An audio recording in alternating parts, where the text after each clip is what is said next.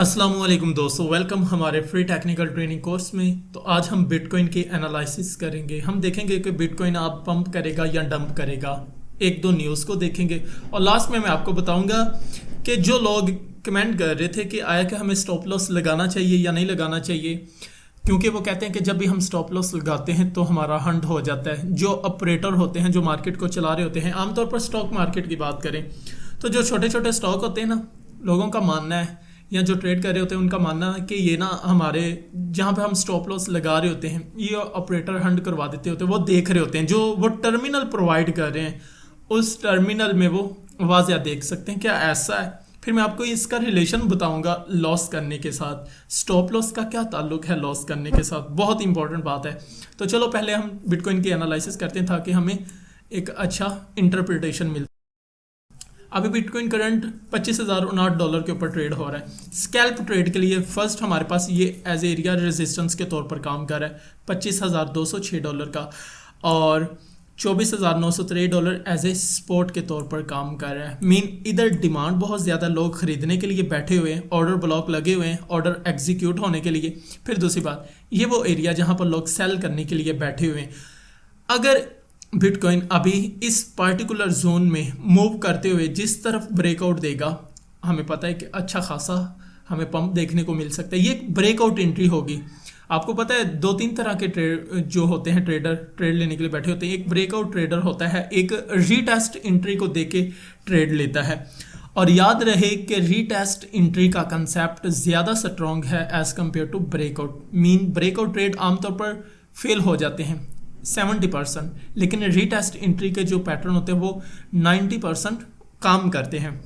Okay, अब जैसे ये ब्रेकआउट देगा, ठीक है, एक अच्छी एंट्री बनेगी, लेकिन हम फिर भी वेट करेंगे, इंतज़ार करेंगे आया कि ये अगेन आकर रीटेस्ट करे, और रीटेस्ट करने के बाद फिर ऊपर की तरफ उछले। तो फिर हमारे पास ये वाला एक पार्टिकुलर जोन बन जाएगा $25,600 का और $25,206 की रेंज में। अगर नीचे की तरफ देता तो सेम एज इट ये वाला जोन होगा। इस जोन में मार्केट मूव करना स्टार्ट कर देगी। ये छोटे टाइम फ्रेम में सबसे अच्छी बात ये होती है कि आप बड़े टाइम फ्रेम में पहले ट्रेंड को आइडेंटिफाई कर लिया करें कि ट्रेंड कौन सा चल रहा होता है। जब तक आप ट्रेंड को आइडेंटिफाई नहीं ना करेंगे, मार्केट के स्ट्रक्चर की आपको समझ नहीं आएगी। बड़े टाइम फ्रेम में क्या होता है, एक ट्रेंड डिफरेंट चल रहा होता है, लेकिन स्कैल्प ट्रेड में हम क्या करते हैं, उस ट्रेंड के ऑपोजिट खड़े हो जाते हैं। तो ये फिर मार्केट हमें चीट करती है, लॉस करवाने में कोई कसर नहीं छोड़ती। ठीक है, एज ए रिजल्ट लॉस हो जाता है। अब देखो बड़ा टाइम फ्रेम हमने ओपन किया है, तो मैं इसको थोड़ा सा अगर जूम करता हूँ तो हमारे पास मार्केट मुसलसल नीचे की तरफ आ रही थी। ठीक है, एक यानी कि बैरिश ट्रेंड है। अब अगर बॉटम की बात करें, मार्केट अपने डिमांड एरिया में आ चुकी है और रिवर्सल कैंडल स्टिक पैटर्न भी बन चुका है। अगर आप ये देखें ना, तो ये एक हैमर कैंडल स्टिक पैटर्न है। हैमर कैंडल स्टिक पैटर्न जहाँ पे बनता है, आपको पता है रिवर्सल साइन होता है, और बहुत खूबसूरत फिर बात के वो स्पॉट एरिया के आजू बाजू में बने, उसके अगल बगल में बने, तो वो ज़्यादा स्ट्रॉन्ग मीनिंग रखता है, काम देखता है, अपना फंक्शन परफॉर्म करता है। हैमर हर जगह पे मिल जाता है। अब देखो ना, ये एज ए जो स्पोर्ट के तौर पर काम कर रही थी मार्केट, रात को एफएमसी की मीटिंग हुई और उसकी वजह से क्रैश हो गया। अब ये स्पोर्ट के ऊपर हैमर बन रहा है, तो इट्स मीन कि ये रिवर्सल पैटर्न है, लेकिन इसके लिए फिर यही एरिया इंपॉर्टेंट है। 25,206 को ब्रेक करके ऊपर की तरफ क्लोजिंग दे और ऊपर ट्रेड होना स्टार्ट हो जाए, फिर हम मानेंगे वाकया ही कि अब मार्केट का जो ट्रेंड है वो चेंज हो चुका है, वरना ये एक बैरिश ट्रेंड ही रहेगा। ठीक है, तो ये हमारे पास बिटकॉइन का थोड़ा सा इंटरप्रिटेशन था। सिमिलरली अब न्यूज़ को देखते हैं। अब कल की डेट को जस्ट ओनली एक न्यूज़ है, यूएस प्रीलिम यूएमओ कंज्यूमर सेंटीमेंट। ठीक है, अगर इसका जो डाटा है वो प्रीवियस डाटा से यानी कि फोरकास्ट प्राइस से बेहतर होता है या एक्चुअल प्राइस गुड होती है, देखना actual price less than forecast is good for crypto.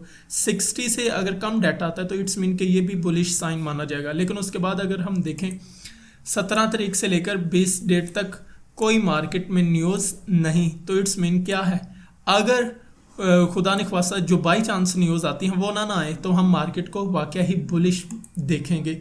अब स्ट्रक्चर भी मार्केट का बुलिश शो करवा रहा है, कैंडल भी बुलिश शो करवा रही हैं, न्यूज़ का इतना बड़ा इम्पैक्ट भी नहीं आ रहा। तो खैर ये नेक्स्ट वीक जो थोड़ा है ना वो हमें थोड़ा सा बुलिश दिखाई दे सकता है। अब लास्ट पे स्टॉप लॉस की बात करते हैं कि स्टॉप लॉस का क्या ताल्लुक है। याद रखें कि मैं 2-3 पॉइंट्स आपको बताऊंगा स्टॉप लॉस के मतलब। पहली बात, अगर आप मार्केट में स्टॉप लॉस या जो भी आप ट्रेड ले रहे हो तो स्टॉप लॉस नहीं ना लगाते, आपके अकाउंट के वॉश होने के 99% चांस है। एक बहुत इंटरप्रिटेशन देखा गया है, रिसर्च में भी ये बात देखी गई है कि वो लोग जो स्टॉप लॉस नहीं लगाते उनके अकाउंट जल्द वॉश हो जाते हैं एज़ कम्पेयर टू उन ट्रेडर्स के जो स्टॉप लॉस को प्लेस करते हैं। फिर इसका मतलब है कि स्टॉप लॉस का और वैसे अकाउंट को खाली करने का, लॉस करने का कुछ इंटरकनेक्टेड रिलेशन है, ताल्लुक है। अगर आप लॉस कर रहे हैं तो कहीं ना कहीं आप स्टॉप लॉस को नहीं लगा रहे, आप मनी मैनेजमेंट के अकॉर्डिंग उसको इग्नोर कर रहे हो, तो इट्स मीन कि आप लॉस कर रहे हो।